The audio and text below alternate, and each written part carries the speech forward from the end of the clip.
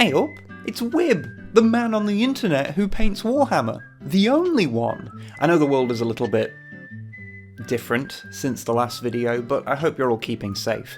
Me, I've been painting goblins. Like, a lot of goblins. So many goblins that I would probably recommend that if you have a sensitivity to goblins, that you look away now.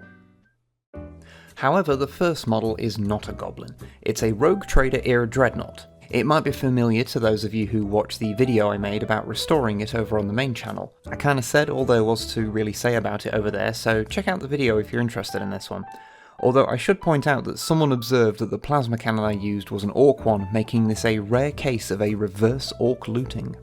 Since I started building my Grot rebellion before the new Makari was announced and meant it was possible to build an all Grot army without proxies, I knew I needed to build at least one counts as unit as an HQ choice. In the end, I went with making a shock attack gun mech, and here it is. I decided to make it a giant gun that hovers with a Grot with a remote control on the ground. It just seemed like the sensible thing to do, you know? It's been a long while since I finished a conversion on this scale, so I'm pretty damn happy with it. The main body is a battle cannon from an Imperial Knight, with bits from about 10 other kits festooned about it. I painted it a slightly different red than I usually use, Wordbearer's red rather than Mephiston red, because I find a brighter red can look a little harsh when used on larger models. To my eyes anyway. Plus it helps it look a little less evil suns. I also did sponge weathering on it on a whim, and yeah, it turned out pretty well, so I'll be doing that on all the large models on this army from now on.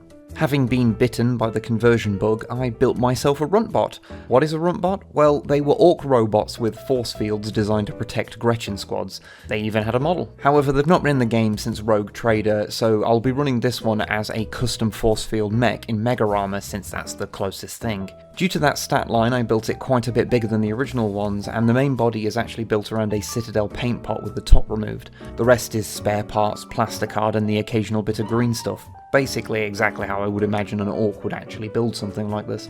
Aesthetically, I tried to update the look to be more in line with how the current Stompers look, since runt bots are supposed to resemble them, and I gave it a more obviously robot face than the goofy little faces the old ones had. It's painted with the same technique as the previous model, and I even put a little orc robot rune on it. I'm super happy with how this came out, even if I'm not 100% sure how often he'll actually get used. Next we have something else for my Grot Rebellion, a Grot Cutter. There weren't that many models that were specifically made for the Gorka Morka Rebel Grots, but they did get a couple of vehicles, and this was one of them. Originally the sails on these were stickers that you folded over, but they were missing when I bought this. So I made this one from a triangle of plasticard attached to the poles by rectangles of kitchen foil of all things. These don't have rules for 40k, so I've made a little magnetised weapon mount for them so I can put different guns on it, since originally they had none. I only have one of these, so I'll be running it as a Legends war buggy for now, although if I can get more I might end up running them as something like Grot tanks. Not sure. I'll figure it out when I need to. Still, it's a really fun little model to work on, and it's nice to have at least one of the original Grot Rebellion models in my army. Now for a couple of tiny models sent in to us by a lovely gent called Rich. First is an epic Mark I Rhino.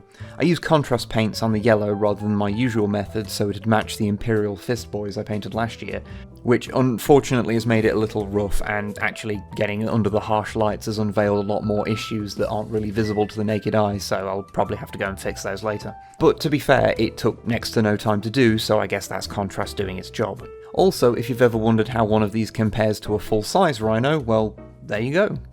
It's small. Also from Rich was this skink.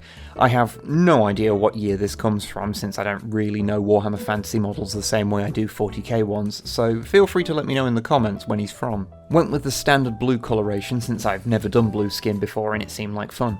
Pretty pleased with him, and painting it cements the fact that should I ever want to play Age of Sigmar, I'd totally play Seraphon. Next is another conversion for my Grots. I wanted to have some looters, and obviously I can't choose the orc ones, so I thought it would be neat to convert up some gun drones that I could proxy as them. However, partially for fluff reasons, and partially because there's a new stratagem in Saga of the Beast I wanted to use, I wanted to have a stand-in for a spanner who'd be the one controlling them.